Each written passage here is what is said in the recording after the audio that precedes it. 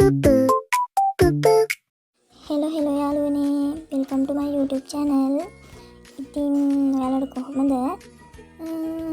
වෙලනම් ගොඩක් අය මාව දන්නේ නැති ඇති. ඇත්තටම කිව්වොත් ගොඩක් අය මේ ඔක්කොම වගේ මාව දන්නේ නැහැ.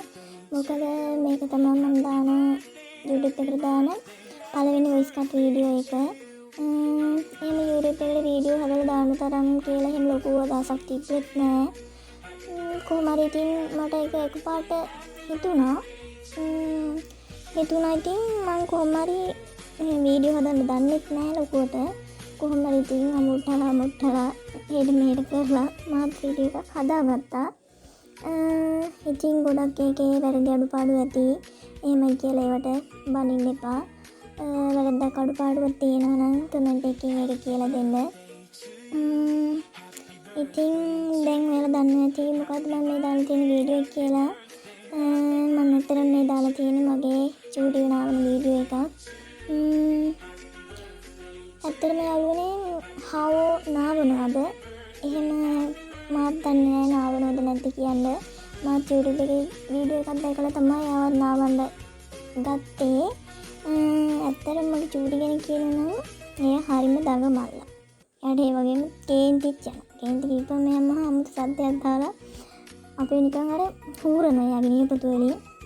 ඒ වගේම එයා හරිය අහිංසක හුරතල් චූටි හාපැටියෙක්. ඉතින් අද මම මේ වීඩියෝ එක දාද්දී එයා ඇත්තටම මං ගාව නෑ. මම මේ වීඩියෝ එක අරගෙන දැන් මාස 3කට විතර කිට්ටු වෙන්න වෙනවා.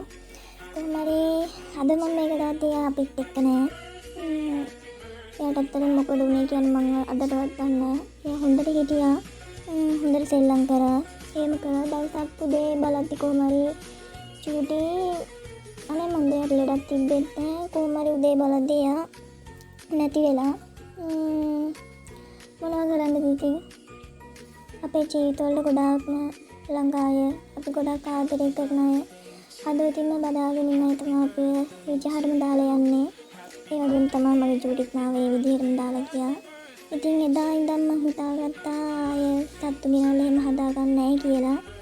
ඉතින් චූටිත් එහෙම ගෙනල්ලා හදාගන්න තරම් හිටපු කෙනෙක් නෙමෙයි. දවසක් අයියයි මමයි දෙන ටවුන් එකට යද්දී අපි දෙන නිතරම යන සත්තු විකුණන කඩයක් තියෙනවා. අපි ඒකට යන්නේ කුකුල් පැටව බලන්න ගත්තම. එදාත් අපි ගියේ කුකුල් පැටව ඉන්නවද බලන්න. කොහොම හරි ඒ යන දවසේ හාව වගේ කෙනෙක් දාලා තිබ්බා. ඒ තලෙන් තමයි මගේ චූටිත් හිටියේ. කොහොම හරි අනේ මම දන්නේ නැහැ. දැකපු ගමන් එහෙම ගන්න හිතුනෙත් නැහැ. කොහොම හරි ආපහු ගිහිල්ලා ආයෙ ඇවිල්ලා තමයි මම කොම්මට අයියට කිව්වා මට හාවෙක් ඕනේ කියලා. ආයෙ දෙවෙනි පාර ඇවිල්ලා තමයි ආව අරන් ගියේ. ඒ ජෝඩුවම ගත්තේ නැහැ. මොකද ගෙනල්ලා යාළුව දාන්න තැනක් තිබ්බෙත් නැහැ. යාළුව හදන්න තැනක් තිබ්බෙත් නැහැ. ගෙනල්ලා ඉතින් මාසයක් දෙකක් යනකම් කොහොම හරි එයා හිටියේ මගේ කාමරේ. කොහොම හරි ඉතින් එයා ගොඩක් කල් හිටියා. ඒත් හිතන්නේ නැති මොහොතක තමයි එයා ඇත්තටම දාලා ගියේ මාව. අදටත් එයාව මතක් වෙනවා. මම හිතනවා ආය මට එයා වගේ හාපැටියෙක් නම් හම්බෙන්න එකක් නැති වෙයි කියලා. බලන්න එහෙනම් ඉතින් ඔයාලා වීඩියෝ එක බලලා වැරද්දක් අඩුපාඩුවක් තියෙනවා නම් කියන්න. ඒ වගේම ලයික් එකක් දාන්න, කමෙන්ට් එකක් දාන්න. සබ්ස්ක්‍රයිබ් කරන්න. එහෙනම් යාළුවනේ ඔයාලා ඉස්සරහට තුරු වීඩියෝ ටික බලන්න. මම අදට ගිහින් යන්නම්. ඉස්සරහටත් වීඩියෝ එකක් කරන්න හිතනවා. බලමු ඉතින්. එහෙනම් යාළුවනේ ඔයාලා පරිස්සමින් ඉන්න. සරණයි. ආදුදින විස්සී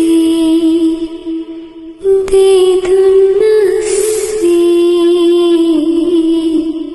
අපි පා